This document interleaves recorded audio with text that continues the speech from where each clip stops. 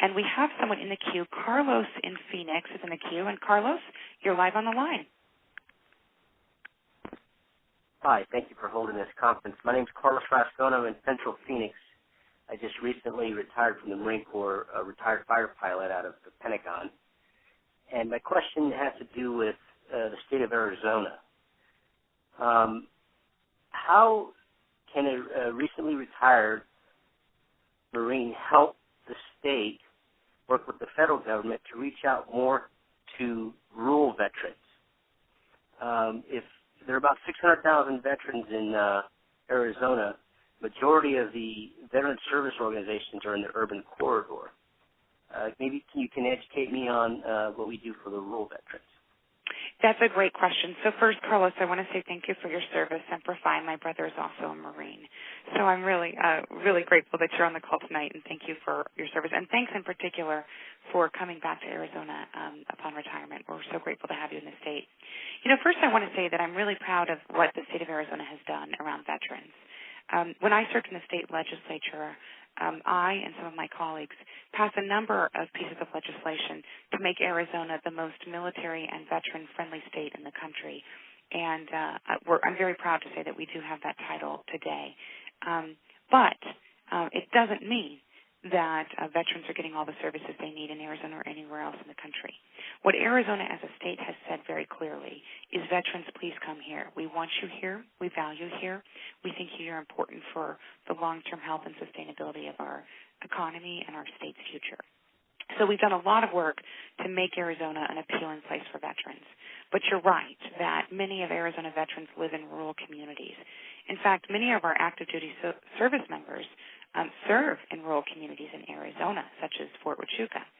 So the access to care is a major, major concern. One thing that I can tell you that the nonprofit community is doing is expanding the services that have been provided in urban communities such as Phoenix and Maricopa County to now begin expanding those services to other parts of the state. And so there's a group of individuals, a good friend of mine, Terry, who runs the Manna House here in Phoenix, helps lead Stand Down each year, which is a program that helps provide services for homeless vets, and has indeed started working on issues, on other issues, not job fairs, but connecting veterans to job opportunities in their community. And for the first time this year, Stand Down has been expanded to rural communities like northern Arizona and Flagstaff.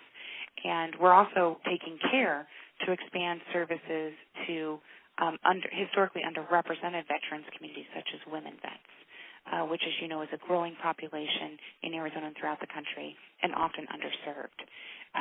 So to be quite honest with you, I think the nonprofit community is doing a better job of reaching out in the rural areas to provide services to vets. The VA system is doing some area of growth in this arena. And the Phoenix VA Hospital has a number of satellite offices around the county, including in our ex-urban areas, to provide services locally for vets so they don't have to drive sometimes an hour or two or even 4 or 5 hours into the VA hospital in central Phoenix. And so if you're interested, we can help you get information about where these satellite offices are. But much more work does need to be done. My experience as a social worker taught me that the best way to get folks connected to the services that they need is to go to them, not to wait for them to come to you. And that's where the big shift needs to happen in the provision of veteran services, is that we have to go actively into rural communities, identify veterans who may be in need of services, and connect them with those services directly in their community. And to recognize it's unreasonable to ask vets who may be dealing with a whole host of issues related to their service that would prevent them from traveling, sometimes hours into the city to get access to benefits. So we'd love to follow up with you, Carlos, and connect you with some of those issues. So remember, if you'd like to ask a question or leave a give a comment, you can dial